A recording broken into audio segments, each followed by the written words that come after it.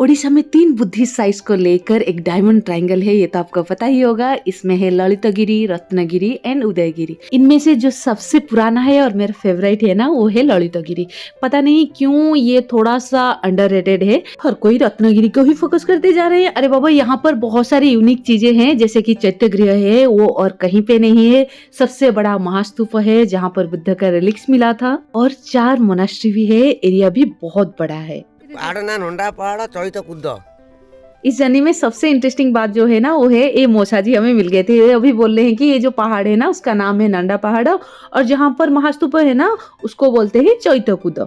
ओडिशा की कैपिटल भुवनेश्वर से सिर्फ 90 किलोमीटर डिस्टेंस पर है ललितगिरी। एंट्री करेंगे तो राइट साइड में कुछ इन्फॉर्मेशन, उसके बाद ये म्यूजियम के बारे में जो बताना जरूरी है वो है कि वहाँ पर फोटोग्राफी अलाउड नहीं है, पर यहाँ पर ना बहुत सुंदर सुंदर मूर्तियां हैं।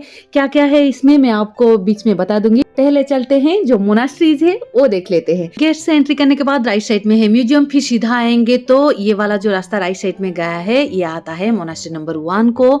इसका जो एंट्रेंस है वो बहुत ब्यूटीफुली बनाया गया है। ये वाला मोनास्ट्री सबसे लार्जेस्ट है एंड ईस्ट फेसिंग है। 390 स्क्वायर फीट एरिया में फैला हुआ है, और इसका जो सेंटर एरिया है ना, ओपन स्पेस जो है, वो 42 स्क्वायर फीट में है। ये 2 स्टोरेज ही था, पर अभी सिर्फ फर्स्ट ईयर ही है, जिसके ऊपर हम चढ़ के इसका थोड़ा सा टॉप व्यू देख सकते हैं। इस मोनास्ट्री का कंस्ट्रक्शन पीरियड होगा 10th या 11th सेंचुरी एडी। अरे विजुअल में मोनास्ट्री आ गया है तो मोनास्ट्री के बारे में ही बात करते जा रही हूँ। थोड़ा सा चलिए ललितगिरी के बारे में भी बता देते हैं।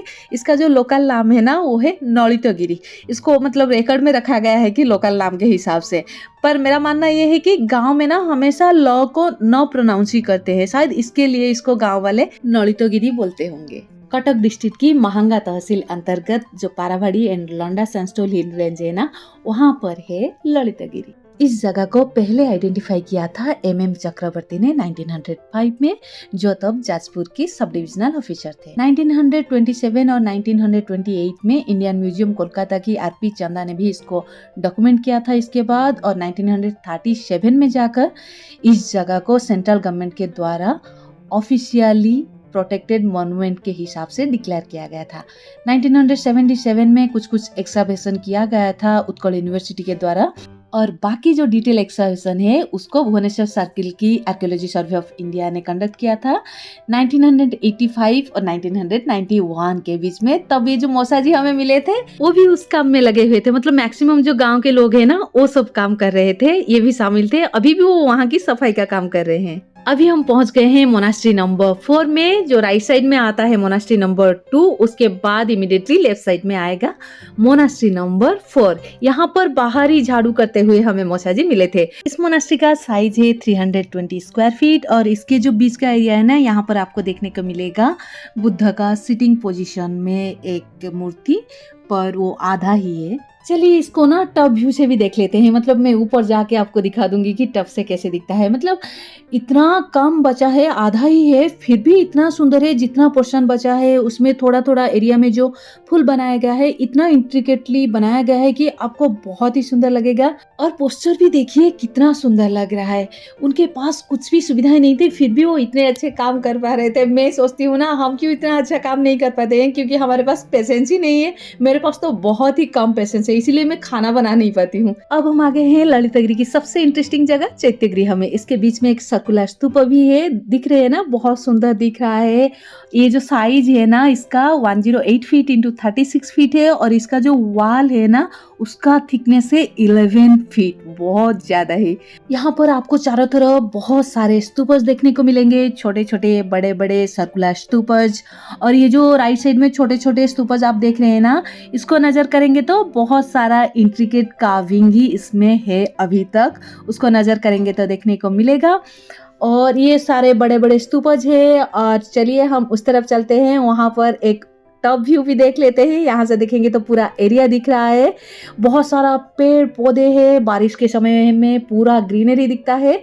उस तरफ से राइट को आएंगे तो आपको नीचे जाने के लिए एक रास्ता देखने को मिलेगा। सीढ़ियाँ हैं, पर हम जा नहीं पाए थे क्योंकि हमें इसके बाद उदयगिरी और रत्नगिरी जाना था। हम जब चैत्य गृह देखने के बाद मोनास्ट्री 3 के पास आए ना, तो मौसा जी बोले कि ये जो जगह वो झाड़ू कर रहे हैं ना, थोड़ा सा मतलब जैसे कि बहुत दिन वहां पे पानी रह के जैसे हो जाता है ना, ऐसे हुआ है। तो मौसा जी दिखा रहे कि यहाँ पे वो खाना खा रहे थे जब वो लोग काम कर रहे थे। तो चलिए हम थोड़ा सा मोनास्ट्री 3 देख लेते हैं। ये जो मोनास्ट्री है ना, इसका साइज है 92 फीट बाय 89 फीट। ये साउथ ईस्ट फेसिंग है और इसका जो ओपन स्पेस है ना, वो 86 स्क्वायर फीट है। यहाँ से एक टेराकोटा मोनास्टिक सील भी मिला था, जो शायद 9th या 10th सेंचुरी एडी का होगा। इसमें इंस्क्रिप्शन था कि श्री चंद्रादित्य विहार समग्र आर्य भिक्षु संघ। इस मोनास्ट्री पे आपको देखने को मिल रहा है ना, बहुत सारे छोटे छोटे सेल्फ भी है, 2 स्टेयर, जैसे कि एक लेयर नीचे है और एक लेयर ऊपर है बैठने के लिए। थोड़ा सा विंडो स्पेस जैसे भी दिख रहा है, थोड़ा सा अलग है बाकी मोनास्ट्री से। जैसे हमारे मिट्टी के घर में छोटे छोटे सेल्फ होते थे ना, बिल्कुल ऐसे ही दिख रहा था। मतलब बचपन ही याद आ जाता है ये सब देखकर। आप चैत्य गृह से सीधा जाएंगे तो राइट साइड में सीढ़ियां चढ़कर पहुंच सकते हैं महास्तूप तक। तो हमारे साथ मौसा जी थे, इसलिए हम थोड़ा सा जंगल के रास्ते में वो हमें ले गए। और राइट साइड का जो खेत है ना, उसका व्यू भी बहुत सुंदर था। बारिश के मौसम में बहुत अच्छा दिख रहा होगा। धूप बहुत बढ़ गया है तो अभी कैप लगाना पड़ा। चले, जंगल का रास्ता, कुछ जगह पे छोटे छोटे पेड़ और कुछ जगह पे बड़े पेड़ थोड़ा सा सूख गए थे, इसलिए हम जा पाए। फिर भी मेरे हाथ में 1-2 जगह तो लग ही गया था। फिर देखिए हम पहुंच गए महास्तूप पर। इसी महास्तूप से मिला था 2 स्टोन कास्केट जिसमें बुद्ध का रिलिक्स था। ये ईस्टर्न इंडिया में ऐसे फाइंडिंग्स ना पहला वाला है। ये जो स्टोन कास्केट है ना, वो चाइनीज पजल बॉक्सेस जैसा है। खोंडोलाइट स्टोन से तो बना हुआ था, पर उसके अंदर 3 और बॉक्सेस थे, जो स्टेटाइल्स एंड उसके बाद सिल्वर, उसके बाद गोल्ड थे। और गोल्ड कैस्केट के अंदर जो लास्ट वाला था, उसमें रेलिक्स था in the form of a small piece of gold. मौसा जी का उम्र तो बहुत हो गया है, पर अभी भी वो ना 4-5 बार पहाड़ इधर उधर हो जाते हैं। अभी ये जो एरिया आप देख रहे हैं ना, महास्तूप से नीचे उतरेंगे तो राइट साइड जाने के बाद ये एरिया मिल जाता है। इस एरिया में आपको टॉयलेट मिल जाएगा, पीने का पानी मिल जाएगा।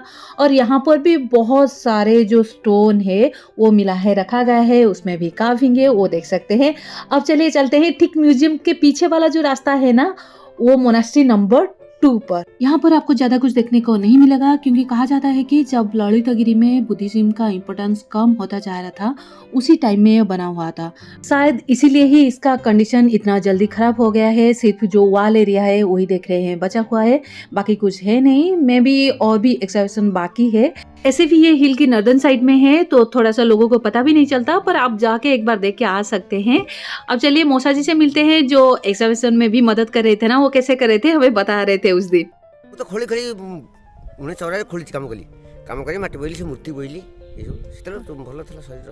ଏଥିରେ ସବୁ ଲୋକ ଲୁହା ଲାଗିବନି, ପିଞ୍ଛ, ଦାନ୍ତ ବ୍ରସ୍ ସବୁ ପୋଛା ହବ, ସବୁ ଖୋଳା ହେଇଛି। ଆମେ ଯେଉଁ ବୁଦ୍ଧଙ୍କର ସମୟ ନୁହେଁ, ଚୈତ କୁଦ କହୁ। ନେଖାରେଖି କରିଦେନି କି, ଆଉ ଆମେ କ'ଣ କରିବୁ? କେତେ ମୁଁ ବୁଢ଼ା ଲୋକ କରିବି? ଆଉ ଏମିତି ଅବସ୍ଥା କରୁଛନ୍ତି, ଆଉ କାଗଜ ମାଗଜ ପକଉଛନ୍ତି। मौसा जी का कहना है कि जो यंग बच्चे आते हैं ना घूमने के लिए, वो लिख लेते हैं अपनी नाम उस पर, तो उनको ही मिटाना पड़ता है। और कितना सारा मिटाएंगे। और जो पेपर या बॉटल ये सब भी फेंक के आ जाते हैं लोग, तो उनको साफ करना पड़ता है। तो प्लीज हेरिटेज साइट को ऐसे मत कीजिए। लास्ट वीडियो में, रत्नगिरी वाला वीडियो में भी मैं यही बात कही थी। म्यूजियम में 6 रूम है, 6 में से 5 रूम में है statues of Buddha and Bodhisattva. वहां से जो साइड से जो कॉइन मिला था, पटेरी मिला था, सील्स मिला था और जो भी चीजें मिला था। गैलरी नंबर 1 में है 22 बुद्ध प्रतिमाएं और एक स्तूप है। अनुमान किया जाता है कि ये सब ललितगिरी की जो पहले जो टाइम है ना, उसी टाइम में किया गया था, क्योंकि इसका काम का जो क्वालिटी है ना, उतना अच्छा है नहीं। गैलरी नंबर 2 में है 6 बुद्ध प्रतिमाएं। उसका स्टोन का क्वालिटी भी अच्छा है और जो आर्ट वर्क है ना, वो भी अच्छा है। अनुमान किया जाता है कि ये शायद लेटर पीरियड की काम है, तो इसलिए इतना अच्छा काम भी है। आर्ट में जो डेवलपमेंट हुआ है वो दिख रहा है मूर्तियों में, और उसका जो स्टोन क्वालिटी है ना, वो भी अच्छा है, इसलिए शायद इसको अच्छी तरह से प्रिजर्व करके भी रखा गया है। गैलरी नंबर 3 में बुद्ध का एक हेड है, जो सराउंडेड बाय 6 बोधिसत्व है।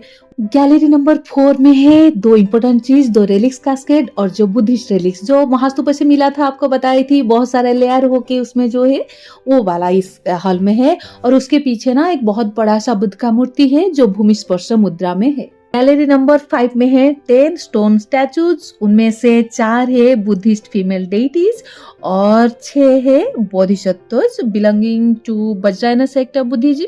मैक्सिमम स्टैचू जो वहां पर है ना ललितगिरी के पास जो हाथी खड़ा है वहां से मिला था, और सारे के सारे तो ब्रोकन पीसेस में मिला था और उसको मेंट किया गया है बाद में और रखा गया है। उम्मीद है आपको वीडियो से कुछ नया इन्फॉर्मेशन मिला है। अगर आप चाहते हैं ललितगिरी जाने के लिए तो ये जो विंटर मंथ है ना, जैसे कि मतलब नवंबर दिसंबर से फरवरी तक अच्छा समय है, आप यहाँ पर जाके घूम सकते हैं, क्योंकि वॉकिंग एरिया जो है ना धूप में है और डिस्टेंस में है, तो विंटर टाइम में ही अच्छा है। तो अभी भी टाइम है, आप जरूर जा सकते हैं। पर वीडियो कैसा लगा ना मुझे कमेंट में लिख के जरूर बताइए। अच्छा लगा है तो एक लाइक कीजिए, शेयर भी कीजिए। वीडियो को अंत तक देखने के लिए आपको बहुत बहुत बहुत धन्यवाद। और अभी तक आपने मेरे चैनल को सब्सक्राइब नहीं किया है तो प्लीज सब्सक्राइब कर लीजिए, और उसके पास में जो बेल आइकन है ना उसको क्लिक कर लीजिए, ताकि आगे वाला मेरा जितने सारा वीडियो आएगा ना उसका नोटिफिकेशन आपको मिल पाएगा। Thank you.